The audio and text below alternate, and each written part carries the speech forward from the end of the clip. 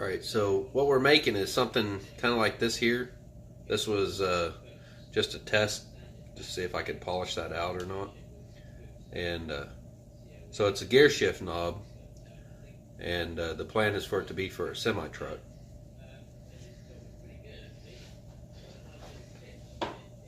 So I'm making one that will match my truck. It's kind of a yellow color. So far I'm using my skew chisel as a scraper because every time I try to cut this stuff, it chips out. So I have to do a scraping cut on it.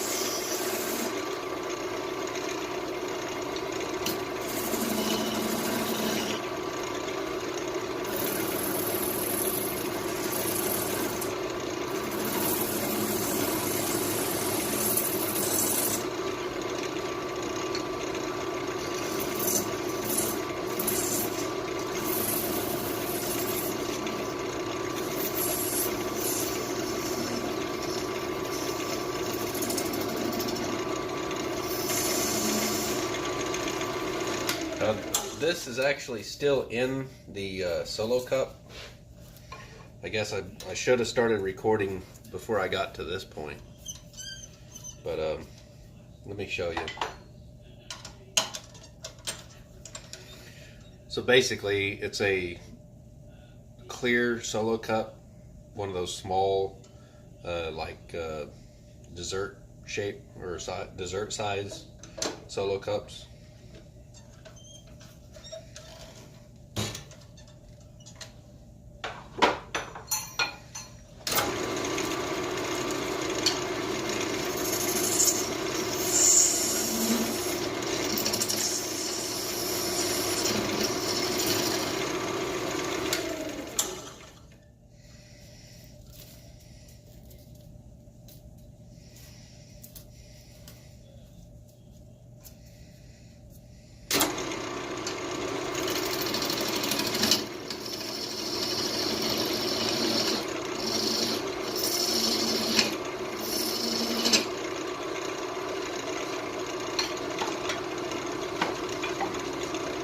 This is the only thing I've found that I can use my rounded scraper on that it actually seems like it's fairly decent. If you do it wrong, you'll get it'll catch, and so we want to do like a negative rate scrape on it, nice and easy. Don't want to get a catch.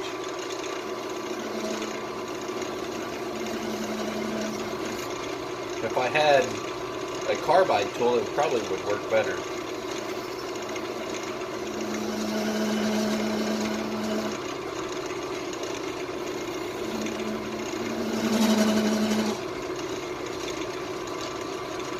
You don't want to get this in too close to that chuck because it'll try to grab a hold of it.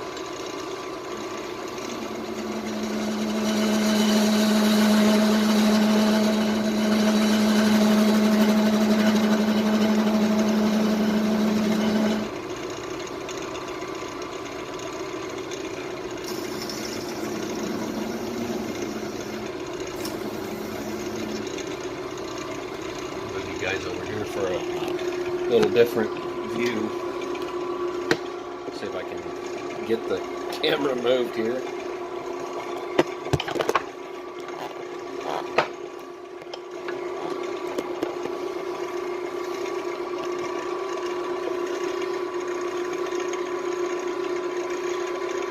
Hopefully the phone doesn't fall.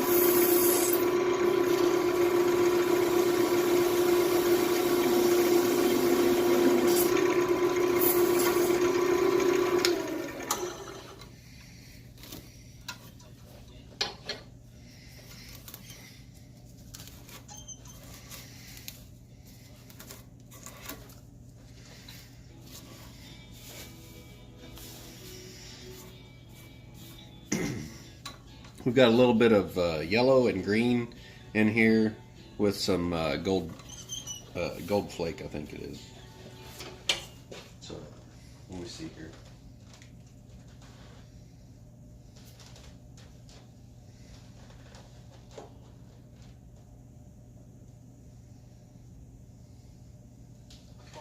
Okay, here's what we got. Get this where you guys can see here. Right, there's the rich gold and sunbright yellow and rainforest green. These are Pinata colors. They work pretty good. The red is not very red that I got from them. It's magenta, and apparently you got to mix it with another color to get red. So it's a little bit of a learning curve there. I don't know how big I want to make this. That almost feels a little too big.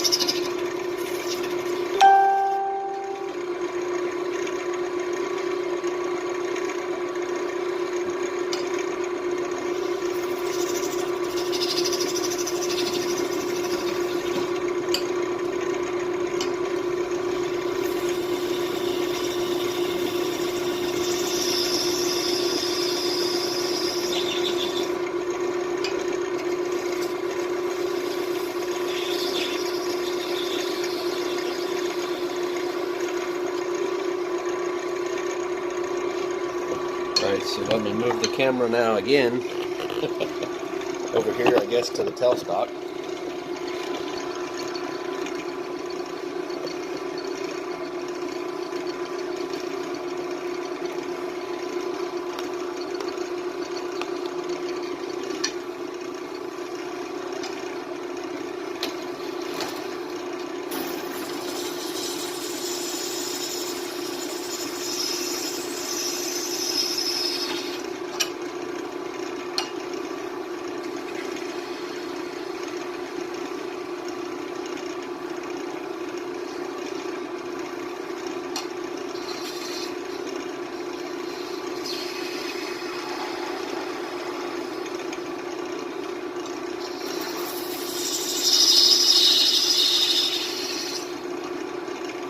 I'm going to make the top of it flat instead of rounded, I think. I wouldn't mind it being like a ball, but I think I want to put my company name in the top of this, which was kind of the plan behind this one here. This was actually for someone else, and, well, I had to make another one because it was actually supposed to look more like this, but there was too much hardener in it, and so as it was setting up, it got too hot because I'm using a resin that is actually for tabletops instead of casting. And basically, all I needed to do was adjust the amount of part B that I put into it, you know, the ratio, and then I got good parts out of it.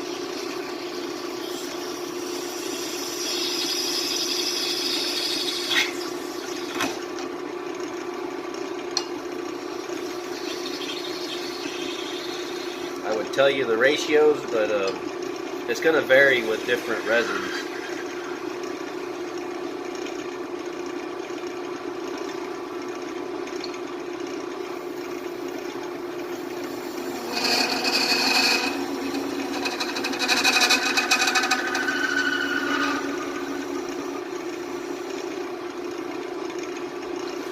Basically, what I was doing there was using this top edge of the skew. I I wasn't using the front edge to cut, I was using this top edge to scrape across the face to try to make it flat, and that actually worked out pretty good.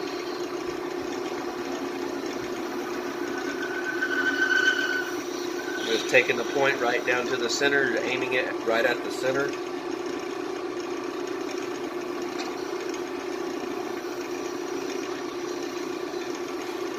Came in a little bit below center there, and then raise it up to take out this little middle piece here.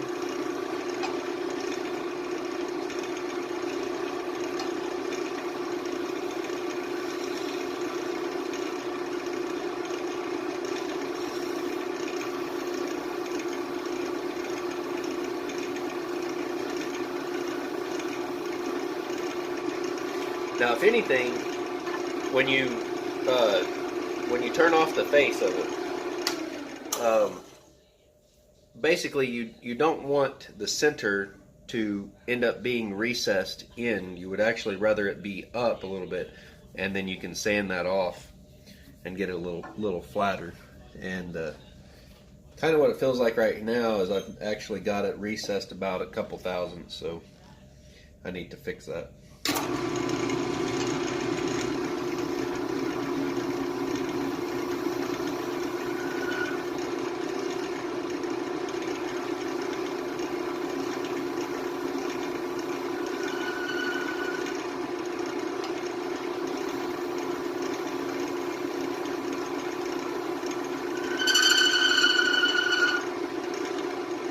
Some chatter there.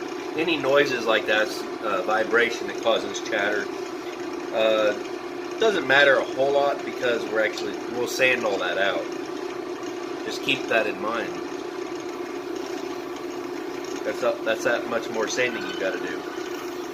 And sometimes some chatter won't actually sand out. It'll just continue.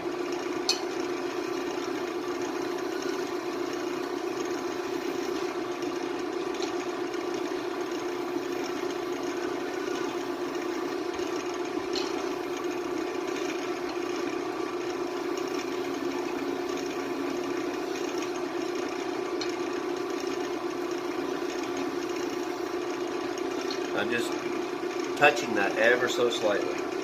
I don't want to create any deep gouges in, because this is actually going to, when I'm done with it, will be the finished face.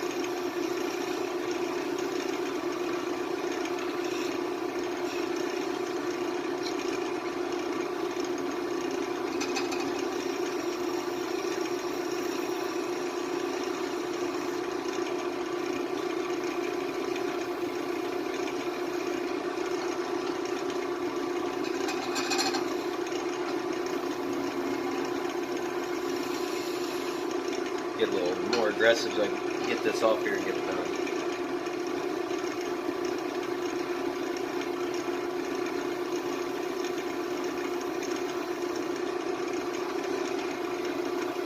I think we can work with that.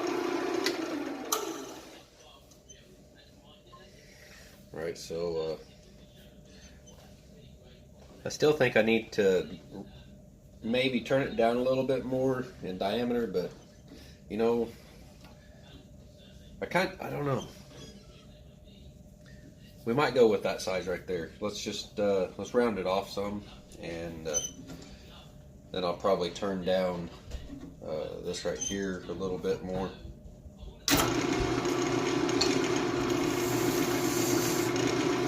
So I'm just using my skew to come in here as a scraper and shape this.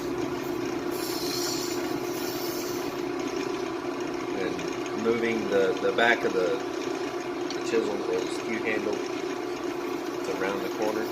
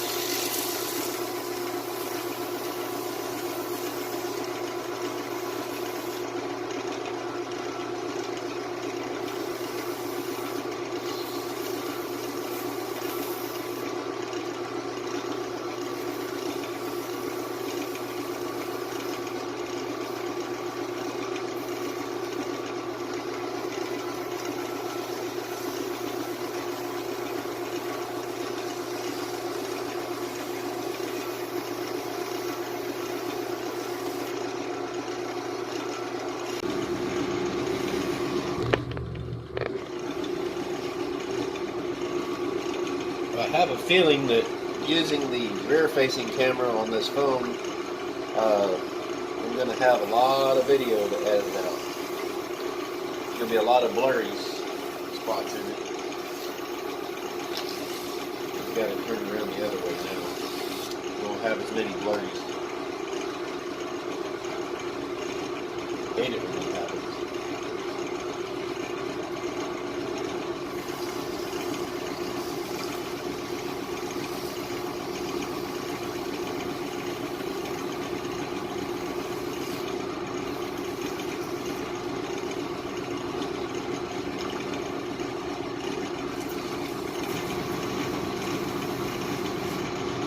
All right, we're now up to 220 grit.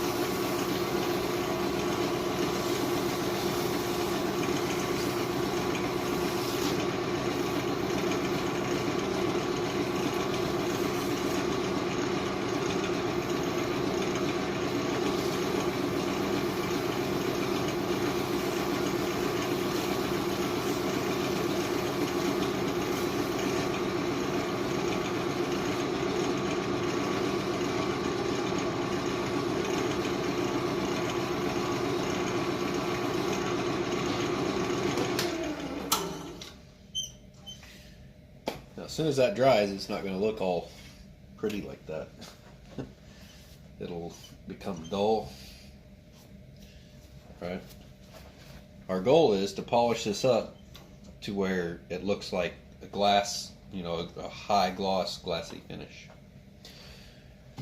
And in order to do that, you have to go through the grits and basically get all the scratches down to a bare minimum, to virtually non-existent.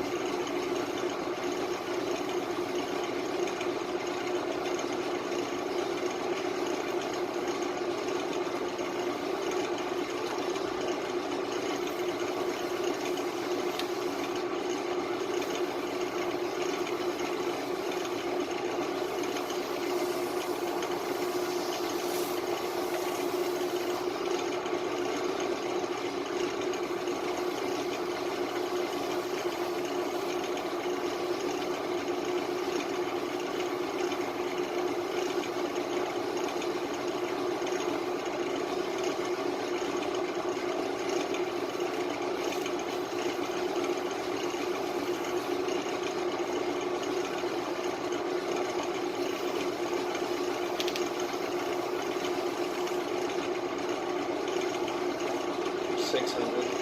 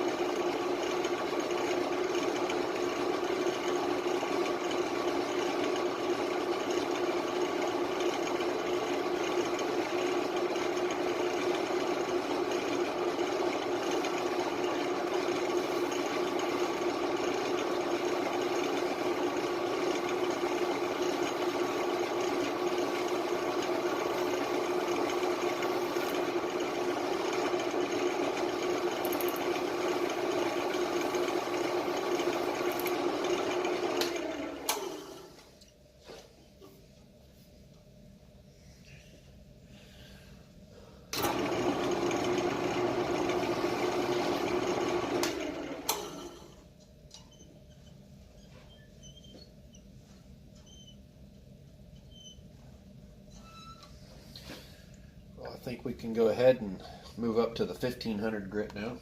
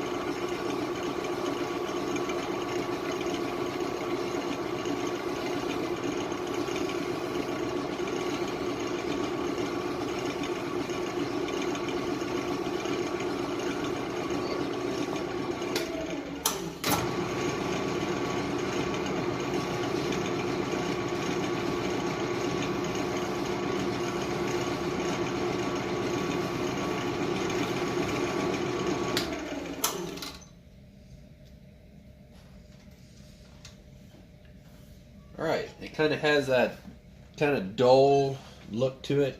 I don't see any major scratches in it. It's just got that dull look, like, you know, a dull headlight look.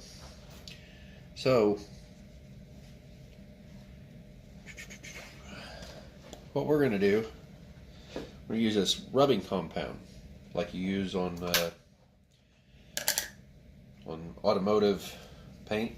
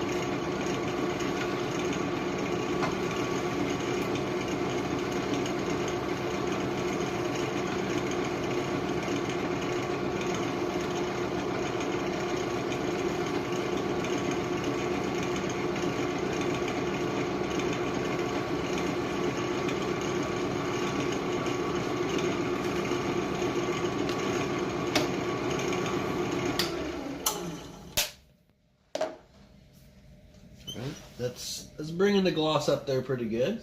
It's not too bad at all, really. We could stop there, but we're not.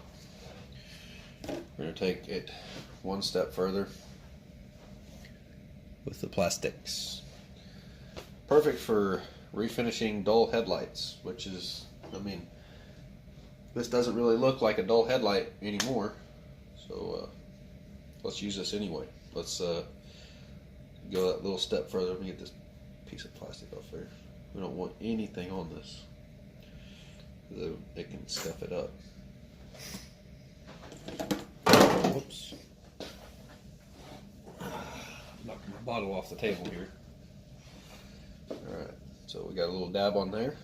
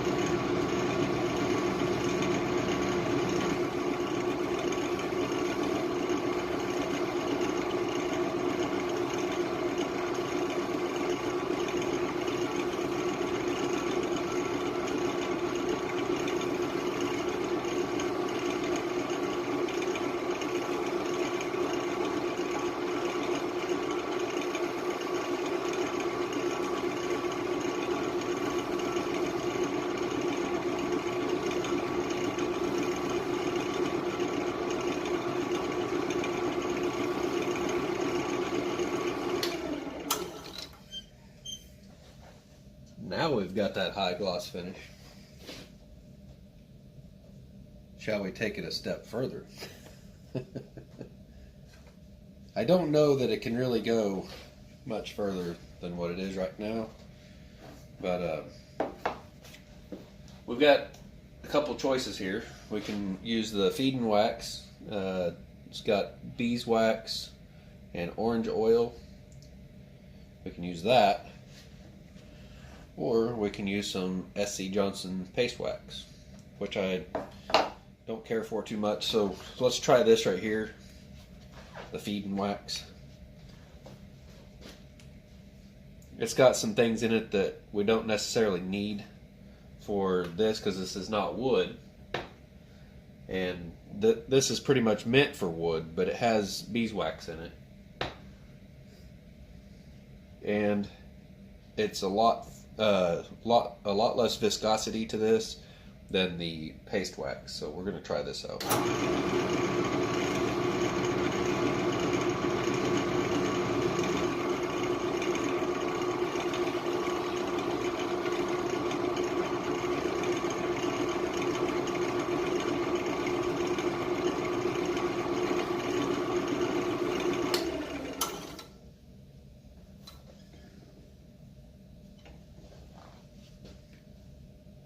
Dry for a minute here. And we'll get our clean buffing pad out.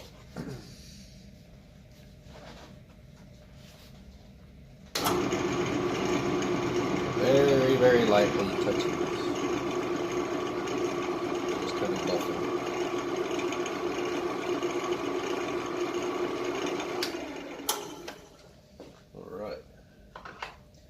Now, this is pretty much done, and it's got, well, I do have a little, I can, in the reflection there, I don't know if you guys can see that.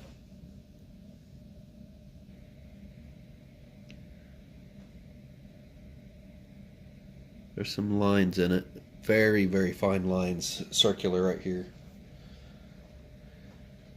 Let me see if I can get those out real quick. I'm a little bit of a perfectionist.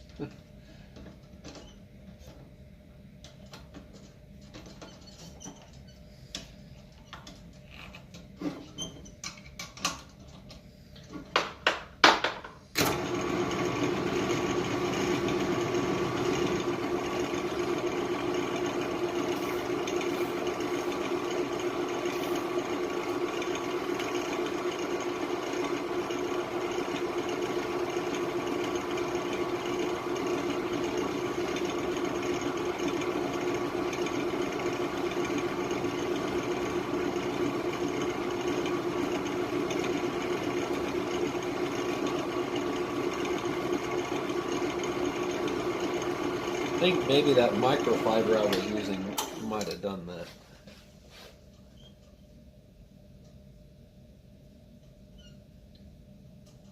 Well, that looks pretty good right there.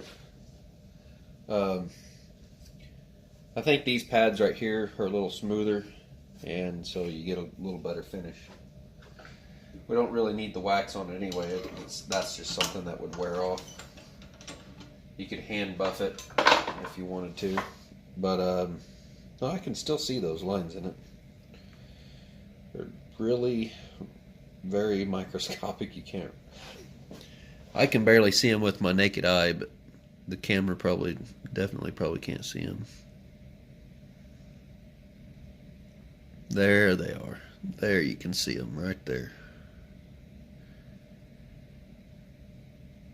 There it is. Yeah, it's kind of, I can see it easier with my eyes, but yeah. So anyway, so what I got to do now is put the, where are they? The coal jaws on here. If I can get a couple of them out here. So basically, these jaws here, there's two more of them, but you unscrew the bolts out of here, and these, will take the place of those, and you can adjust where these are, and so therefore you can chuck on something a little bigger like this, because this right here, if we go, that's as far open as it will go, and you'd have to make this considerably smaller, which I don't really want to do, because I'm probably going to put my trucking company name. I'm going to go over to the CNC engraver and put the trucking company name in here, which is Hood's Trucking. But yeah. So I've got this one to do, and I've got this one to do, and this one here. This one here is for a buddy of mine. It wasn't supposed to be like a pink looking color. He has a red truck, but I think this is going to work. This was actually going to be for him, but it ended up, I put some blue in it, and there was some red and some blue, and I think I put a little bit of, no, there was some yellow, some orange, a red and blue, and it turned, I was trying to do some swirls in it, and the colors mixed, but it ended up turning kind of brown out here on the outside because it got so hot when it was setting up. And for those of you who are wondering, this here is a pressure cooker, and I will have a video out, if I don't already have it out, of me turning this into a vacuum container and a pressure container. Right now what we have is a Harborfreight airbrush air pump that gets up to about 45 pounds of pressure, and this 1/4 inch line here, it's a 1/4 inch OD, goes up here to this the shark bite fitting right here, and then it goes through the ball valve, through this nipple, through the lid, to the inside. And in order to pull a vacuum on it, basically you would close this valve and then hook up your manifold gauge set to here and have your vacuum pump hooked into your manifold gauge set, and then you can pull a vacuum in here. And what you would use the vacuum for is if you were using cactus juice to the vacuum would pull the air bubbles out of the wood, and then the cactus juice, when you let the ambient air pressure back in, or like I would probably do, is actually add pressure to it. And after pulling the vacuum for an hour or two and getting all the air bubbles out, then I would add pressure to it, which would pressure the cactus juice into the wood. And that's what you would do with wood that's kind of punky, soft wood, and rotten, spalted wood that is not suitable for turning on the lathe. And so that's one way of stabilizing the wood. You need something like this to pull a vacuum in order to do that process. But when you do a resin casting, you want to add pressure to it, so you need a pressure pot. This is not really the best option for a pressure pot, because the bottom on this Presto, it is a Presto brand pressure cooker that I bought at Walmart, and we used it probably 2 or 3 times this year doing pressure canning with it. And basically I want to get a much bigger one for the canning. But the bottom of this thing, when you get it under 45 pounds of pressure, it's very slight, but the bottom of it kind of bulges out just a little bit, enough to where it doesn't set squarely on the table. So, it's not a big problem. It's not like the lid's blowing off or anything like that. It can definitely hold that kind of pressure. But if you want to avoid bubbles like this in your resin, basically you put it in a pressure pot, and then you end up with something like this with 0 air bubbles in it. Okay, so that's the reason for the pressure pot, and it's pretty much a necessity if you're going to do resin castings and you don't want air bubbles in it. Let's see, I'll show you this one here. There's no air bubbles in this. Absolutely none. All those little specks you see in there, that's actually like a gold flake from that gold color that I put in it. There's no air bubbles in here. So, yeah. This stuff is awesome. This one here was another test, apparently, and it had just a little bit too much part B, and so it got hot and shrank up a little bit, and brought the cup with it. I know that looks like air bubbles in there, but it's not. That's actually just that gold flake that's inside there.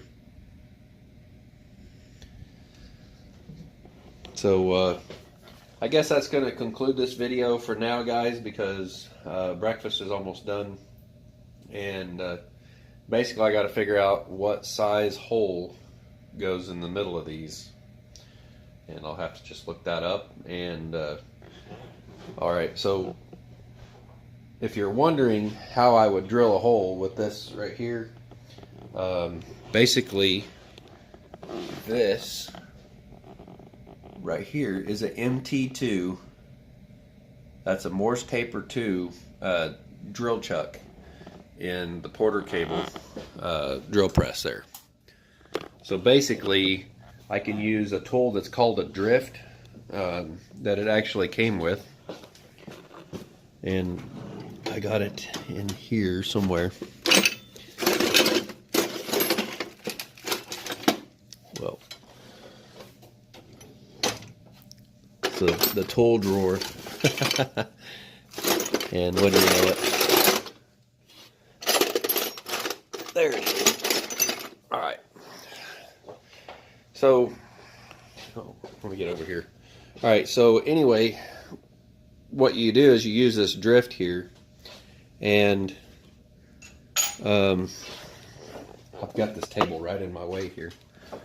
So basically there's a slot here, and when I move everything out of the way, you would be able to see what I'm talking about. But you put that drift in there, and you use a mallet, and you smack it, and it makes that drill chuck and the MT2 taper come out of there. And then you can back up your tailstock like so, and this right here is called an MT2 taper. All right, and I can't look at the camera and do this, but anyway, so the drill chuck would go in right there, and then I can drill the center hole in this piece once I get it mounted backwards. And but for right now, these are going to stay at this stage right here for now. And I've got to turn, I'm going to go ahead and turn these two here, and that one had a little bit of sticky stuff on top of it. It tried to stick to me. And I'll probably turn that one there and get it ready to turn around. Boy, look at that. Isn't that just neat? What a mess. So anyway, alright guys, so alright guys, so thanks for watching. If you guys are interested in a shifter knob, leave a comment in down there in the comment section, or you can go to Hood's Custom Woodworking on Facebook and leave a comment there. That's probably where we'll find it. Or you can send me an email to davidmehood@gmail.com, and we can see if we can get you one of these made, or similar to this, or however, and customize it for you. Personalize it with your name in it, whatever you want. So thanks for watching, guys. We'll catch you on the next one.